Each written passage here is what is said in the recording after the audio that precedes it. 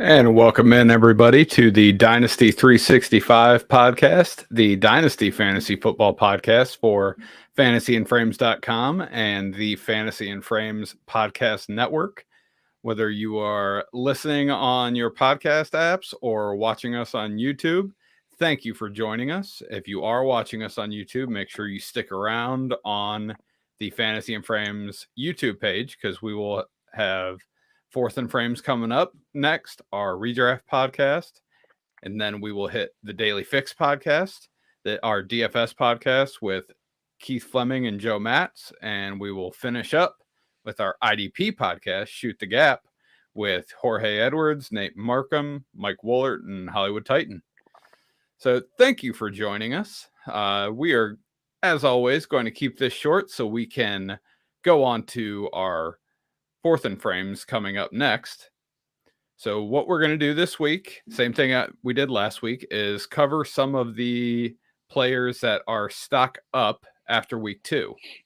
But instead of Jorge joining me this week, I have fellow fantasy and framer Bill Mustafa. Bill, how's it going? Yeah, not too bad, mate. Not too bad. It's only midnight, so I didn't even need the espresso. Didn't even need the espresso for this one. There you go. And I know, I don't see any Bills on this list, so I don't know how excited we're going to get you, but we'll try. There's a few of my guys on this list. I'm sure will get me excited. Plenty excited enough for midnight. Perfect. So I guess let's start with the top guy who is just absolutely tearing it up. He's been fully NBA Jam on fire for I think it's 2 months now, at least, of game weeks. And we're talking about, of course, Amon-Ra St. Brown of the Detroit Lions, who Bill here wrote a Dynasty Target article prior to the season for you to target Amon-Ra St. Brown. You can check that out at fantasyandframes.com. So, Bill, what made you want to target Amon-Ra St. Brown before the season? Do you know what it was? It was his finish to the 2021 season was all time. It was awesome. He was winning people fantasy leagues left, right, and center. And then, you're trying to buy him straight after the season. You were looking at first round picks plus, and all of a sudden, the draft come around. They draft Jameson Williams, and the closer it was getting to the season, all I could see was analysts on Twitter and every podcast going on about how Amon-Ra's a dynasty sell. He's not going to, repeat what he did. It was a bit of a fluke. He's got DeAndre Swift coming back, TJ Hockenson coming back, Jameson Williams coming into the fold. And I was like, this happens plenty. Players get injured and guys get a chance to step up. Not everybody puts up the numbers that Amon-Ra St. Brown put up to end last year. And his price, to got a guy that straight after the season you can't buy for a first round pick, to then just before the start of the next season, I picked him up in one league for a second round pick and a third round pick, and I got Amon-Ra St. Brown and a fourth chucked in. I was like, for that price, you can't not buy him. You have to. I just couldn't believe the way that it seemingly the dynasty community had just done a complete 360 on a guy they were in love with, 6 months ago, and just completely were done with before the next season even started. Yes. And I was guilty of that too, because I appreciated how good he was to end last season. I still thought it was going to come down a little bit just because of target competition. And I admittedly did not see this coming. I feel like a dope. I rejected a trade of getting Amon-Ra St. Brown and giving up freaking Kadarius Toney and Khalil Herbert because I love them so much. So, yeah. I like Khalil Herbert. I'm a big Khalil Herbert guy as well, so I can understand that, but still, oof. Yeah, it stings a little bit. So, hey, we got to be accountable here, right? I agree. And look, I'm not going to pretend I saw, Amon-Ra St. Brown banging 40-point weeks left, right, and center, but for me, it was a guy that had a solid, wide receiver 2 floor, going for a second round pick, third round pick kind of value. You've got to take that kind of value for a guy that, put up the numbers that he did to end the season and won so many people league titles and the winnings that come with that. So yeah, for me, he was a smash buy in the off season. Good luck trying to buy him now if you missed out then, because we thought that first plus was expensive to the end of last season. You try and buy him now, and you're going to think that was a bargain. So what would someone have to pay you for the rights to Amon-Ra St. Brown right now? Right now, right this second, you give me 223 first, and I'll snap your hand off. You can have him. You can have him for that price. 223 first. And I think, and you're okay with those being late first, right? Or no? Yeah, projected. I mean, you're going to get unlucky if you get the 111 and 112. Yeah, we shall see. A half decent first half of the first round kind of pick. But yeah, I would take 2 first round picks for Amon-Ra St. Brown. I think it's only going to have a few games where TJ Hockenson becomes a target hog. Jameson Williams comes back. It's not going to be 40-point weeks every week. So when if you get a big offer for him this week, I'd consider it at that kind of range. Yeah, and mentioning TJ Hockenson, he's not on my stock down. It hasn't been long enough. I'm a little concerned. 1 to 10, same. I'm probably at like a 3. Yeah, he seems to be the odd man out when it comes. Like you're saying about the target share, we was worried about Amon-Ra St. Brown missing out on. It seems like TJ Hockenson might be the odd man out, and for a guy that I gave a 23 projected late first round pick for him in a league, and now I'm starting to sweat it a little bit, to be honest. Yeah. I'm starting to worry about that. I'd say we're not there yet, but we're a few weeks away from putting Hockenson truly on the stock down. Yeah, there's some beads of sweat on the brow, but one big performance, and I'm back to loving TJ Hockenson again. Yes. So next guy on our list is Garrett Wilson. So obviously you got to talk about someone that just absolutely annihilated the Cleveland Browns secondary on Sunday. I mean, just embarrassed them. I was going to say probably not your favorite player at the moment. No, probably not. After what he did to your Browns. But yeah, look, there was talk when he got drafted, and he got drafted so high. That it kind of like if you take a wide receiver that early in the first round, he's the wide receiver 1, and then there was some chatter about it's still going to be Elijah Moore's going to be wide receiver 1, and I think our very own Keith Fleming sort of pounded the table for Elijah Moore, saying he's going to be the main guy in New York or New Jersey. I think it's only taken 2 weeks to realize that that's not the case. Garrett Wilson's the wide receiver 1 for the Jets. And I thought Elijah Moore had a year in him. Really impressive against your Browns. Yeah. Yeah, I mean, I didn't think it would be week 2 before Garrett Wilson completely took over as another wide receiving option. But talent always shines through, and cream finds its way to rise to the top. And Garrett Wilson is a quality. Yes. Wide receiver. That's why you go as early as he went. What was he, a top 10 pick? Absolutely. I mean, he was my wide receiver 1. He was close. He was my rookie wide receiver 1. So and next it's on shown, our list, you look at him on Sunday, stud.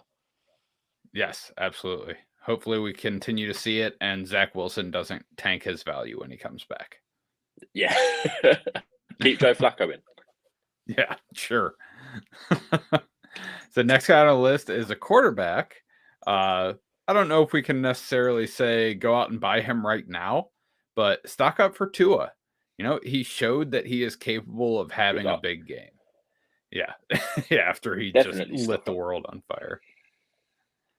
And when he's going to be on an offense that can if you can't have a big game with Tyreek Hill and Jalen Waddle. Yeah.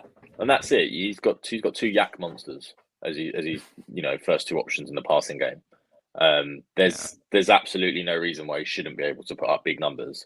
I know we've not seen it before. We've seen it now, and I've seen some wild trade offers come off the back of it. Guys trying to ship him for legit. For like Lamar Jackson. It's like, come on, behave. Yeah, I think Nick Foles had a 7 touchdown game once. You're not moving Nick Foles for Lamar Jackson. Let's just hold our horses for a minute first. Pump the brakes. Yeah, a little bit. a little bit. The biggest worry with Tua was, I think everyone just thought that he was just gonna have a bad year and be replaced. When I think you got to remember, it's not that easy to replace these quarterbacks. Like, who's going to be available after this season? We don't know. Yeah, Like, exactly. is a Russell Wilson going to be available? Or someone of that ilk? I don't think so. Yeah, and I think Tua is a perfectly competent quarterback. Like he can do a job. I just, after one big game and people want to throw him in amongst the elite of the NFL, the elite of the AFC, and that's just not the case. Like he has elite weapons, and Yes. if they have big days as they did, he's going to be able to put you up really nice fantasy numbers. But if you're expecting the kind of consistency that you're going to get from a Justin Herbert, a Patrick Mahomes, a Josh Allen, a Lamar Jackson, I think you're going to be disappointed. So yeah, I think if you are interested, now is not the time to buy. No. So hold your horses. Right. And I put him in here as stock up, not because he should be mentioned in the elite quarterback category, but because I think he showed he can be a starter consistently, and he can be a quarterback 2 for the next 5 years in a Mike McDaniel's offense, which is so far shown to be pretty darn good. So There's no reason that he can't be a quarterback too.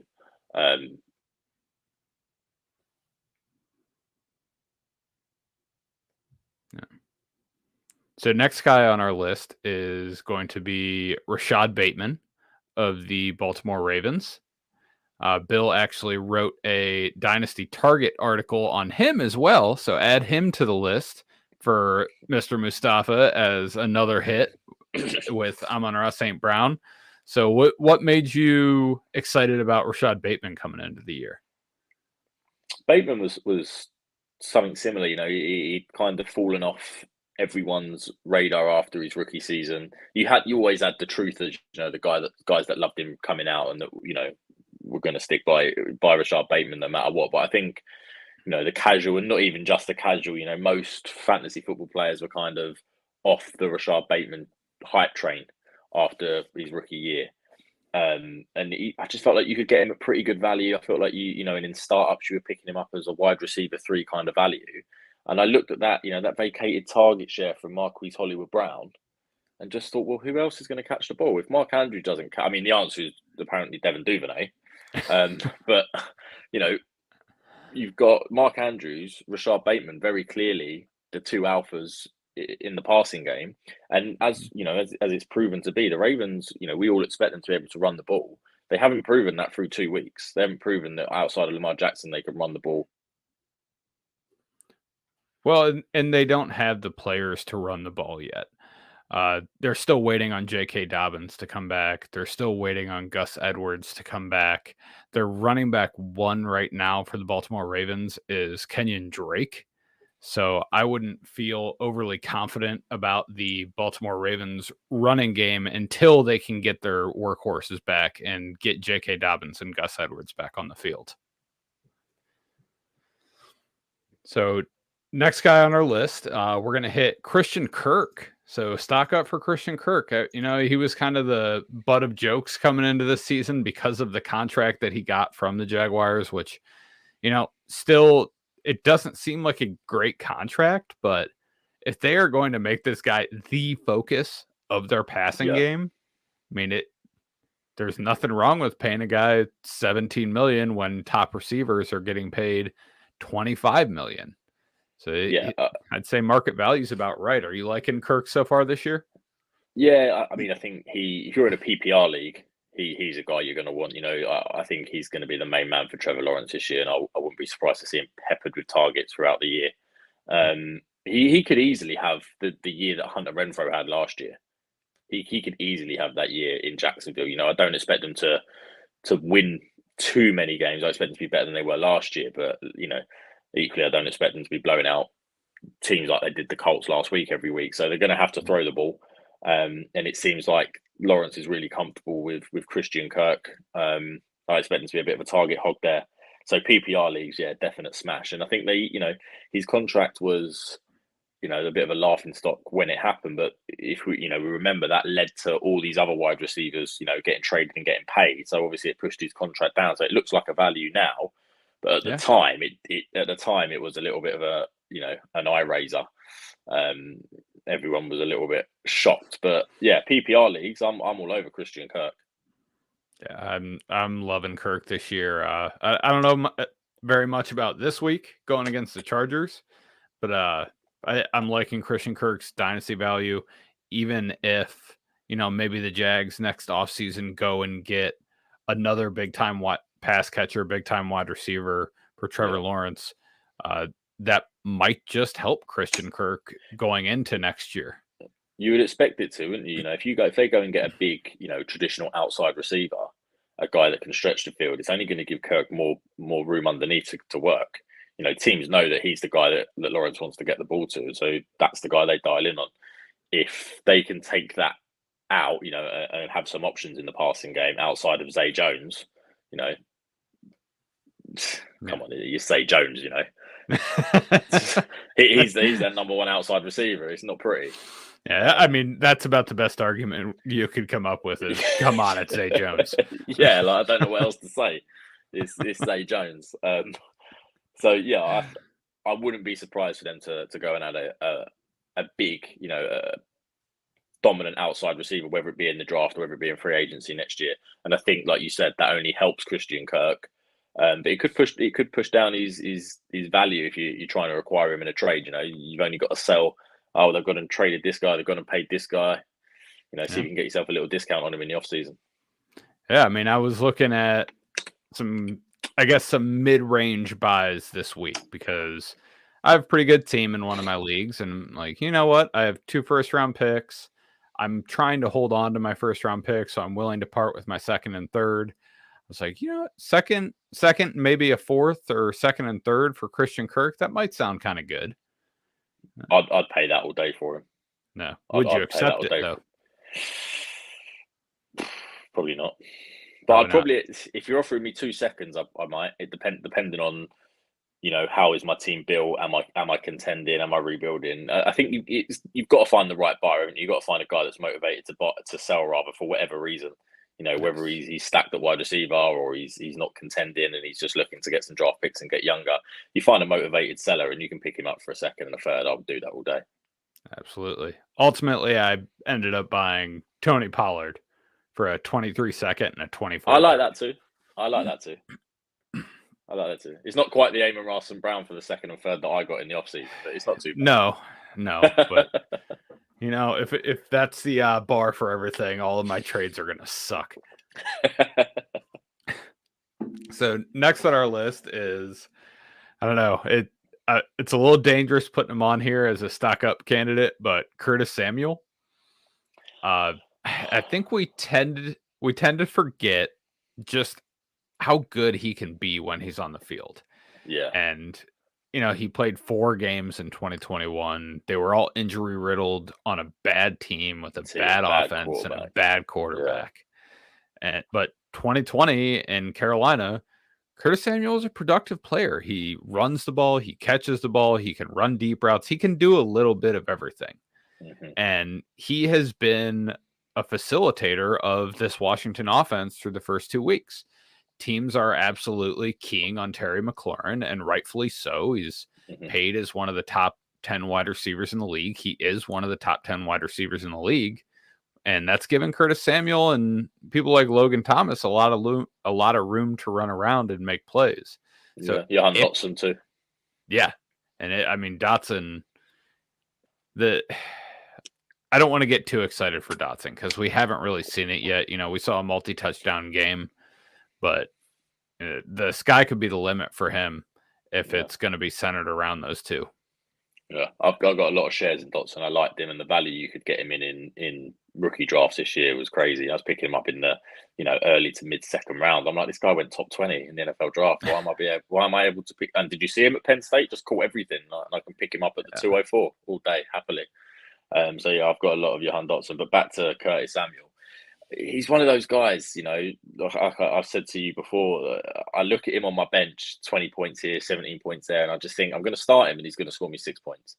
But as you pointed out, as you mentioned to me, when has he ever let you down when you've actually seen him on the field? And, that 2020 season, I think that's the real Curtis Samuel. And that's the Curtis Samuel that I wouldn't be surprised if we get in Washington, because surely Ron Rivera at some point is going to realise that his team can't run the ball and that he's just got to just try and beat every team 38-35.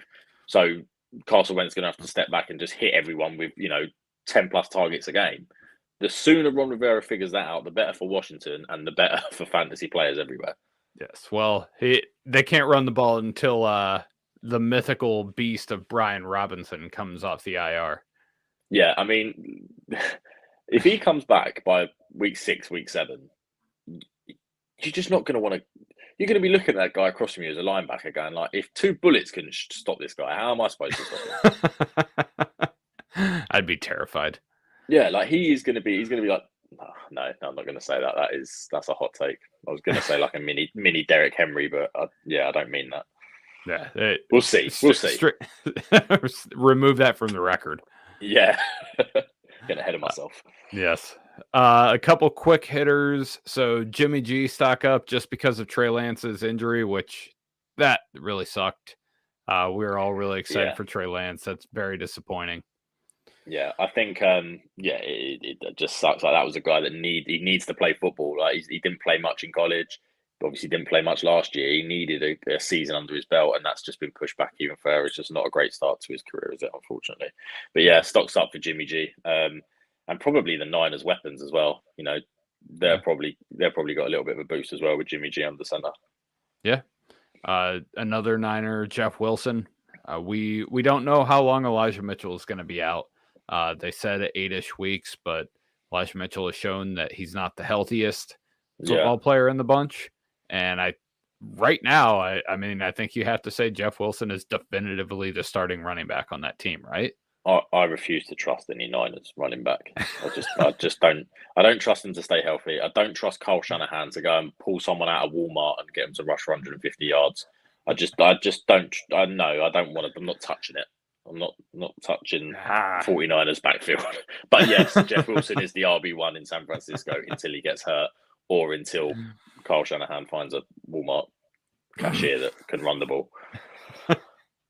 The next quick mention is Noah Brown. Not necessarily because he's really worth buying, but because, man, when Michael Gallup comes off, well, not even off the IR, when he actually gets on the field, oh boy, I'm gonna start sweating here thinking about what he's gonna do. Go and buy Michael Gallup now. Everyone thinks Noah Brown's the wide receiver 2 in that team. Wait until the unicorn that is Michael Gallup comes back. And teams are really going to know what a 1-2 punch at wide receiver looks like. Yes, and I wish we had a little more time to spend on him, but Drake London looks great for the Falcons. He's a stud. He's a stud. He's awesome. Tough time for the Drake London can't separate crowd. He's a stud. They nailed that one. Falcons nailed that one. If they could just get Kyle Pitts involved in a passing game now, that'd be great. Yeah. Well, I mean, that starts with finding a quarterback that can distribute the ball around. Yeah. I mean, but might have to wait at least a year, maybe more for that.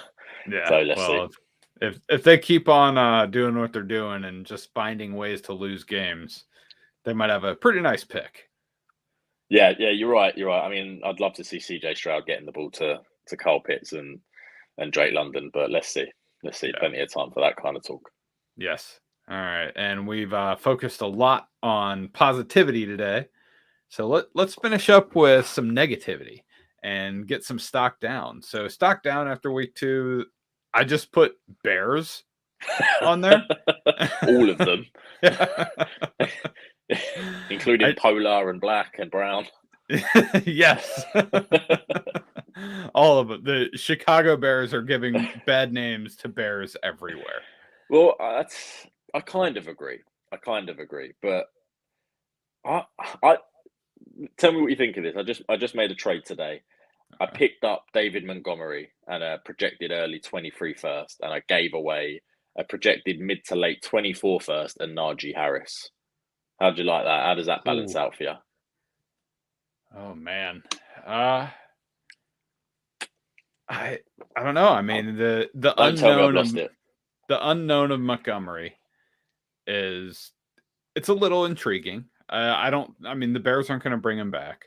So where does he end up next year? Najee, Good question. see, I'm not as high on Najee as everyone else is. I was last year and I was coming out, but this year, yeah, no. And plus, do you know what it was? I didn't mind him coming out as an older rookie, but now looking at him and like he's going to be 25 in the blink of an eye, and I don't know. Just give me the early first round pick and someone that can play running back. Yeah, he's going to be 25 in the blink of an eye. They're still not going to have an offensive line next year. I mean that that offensive line is still like I could probably go start at guard. Like it's bad. It's bad. Yeah, it's real bad. And that's not the kind of unit you can fix in 1 year. So, and Najee is he's a good player. I don't necessarily believe Najee Harris is an elite running back, elite fantasy football running back. His workload for the Steelers certainly does a lot for him because that's just what Mike Tomlin likes to do. He likes having one workhorse running back. Yeah, he's 3 yards to carry for 30 rush attempts, and a touchdown is pretty good for fantasy points. But he's just one of those guys. I think he's not just a guy, but he's not at the top tier. He's not how he's being valued as an asset, in my opinion. So I decided to cash out. But yeah. So all the Bears, maybe apart from Montgomery for this year. But yeah, next year's a good question. I don't know where he's going to end up. Yeah, we shall see. Darnell Mooney, Cole Kmet, not feeling great about them. Not feeling great. I'm feeling even worse about Justin Fields. Yeah, the whole. Yeah, I mean, it's not great, is it? I had high hopes for Darnell Mooney this year. I thought, he's finally going to be the wide receiver one. We're going to see what he's got. It appears to be not a lot, unfortunately. Yeah, so one person, this is kind of unfair to put him on there because his stock just went up, but Gerald Everett, like he just had 2 good weeks. Like what? He's had 2 good games, but like he didn't even have a chance for me to say his stock is going up before I can say his stock is going down. He was just tired. He tried to get off the field. He did try. He did, and it's not even about that. It's number one. We could be missing Herbert for a couple of weeks, but that's not too much of a concern when we're talking dynasty here. But he did a lot. He had a lot of his production with an injured Keenan Allen. Donald Parham is still not back, and a lot of people were projecting him to be the tight end 1. So, don't go crazy over Gerald Everett's first 2 weeks, I guess is what I'm trying to say. Yeah, he's one of them. I think you could quite easily just look at how many points he's picked up over 2 weeks, pay a little bit more than you should do, and then be very disappointed for the rest of the year. So yeah, a little bit like Tua, just press the brakes if you're interested. Yeah, the dip will come. Buy the dip. And last question: are you concerned about Russell Wilson? Yes. Okay. I was concerned. I was concerned when he went to Denver. I don't understand how he's like. We know that Russell Wilson wants to hit the boundaries. He wants to test his receivers deep. He doesn't really want to throw over the middle. We've seen in the Nathaniel Hackett offenses that he wants to get the ball over the middle. I don't know how they're going to merge that. I was interested to see how they were going to merge that, and it just appears they've just ignored it. And instead, they're just going to throw the ball to a running back tight end hybrid and score 16 points against the Texans. I said it when it happened. Like what they should, as soon as they got Russell Wilson, they should have picked the phone up to Green Bay and said, "We'll send you Russell Wilson. You send us Aaron Rodgers." Because it just doesn't work. So yeah, I'm a little bit worried about it. Yeah, a little bit worried about Russ. All right. Yeah, I'm right there with you. I'm still going to give it a couple more weeks. I think Russell Wilson is Russell Wilson. He can figure this out. I don't know if Nathaniel Hackett can though. But I don't think Nathaniel Hackett has a clue what's going on, to be honest. He's waiting for Aaron Rodgers to call the plays like he did in Green Bay. Well, I'm going to give Nathaniel Hackett a couple more weeks before I write him off, but I don't blame you for feeling that way. So I don't like that situation in Denver, but I had him finishing bottom of the West, so that's looking all right. If the Raiders could just, or if Hunter Renfrow rather could hold on to the ball, that'd be looking even better. That's another story. Yeah. Well, Bill, thank you for joining me. Thank you for filling in for Jorge. You did a very good job. I really enjoyed it. I'm hoping we will see you more often on here Yeah, for on sure. Dynasty Hopefully, man. 365. Yeah, So, hopefully. everyone, thank you for listening. Please stick around for the Fourth and Frames podcast coming up right after this on the Fantasy and Frames Podcast Network on our YouTube channel. So, thank you, everyone, for joining, and please stick around. Have a good night.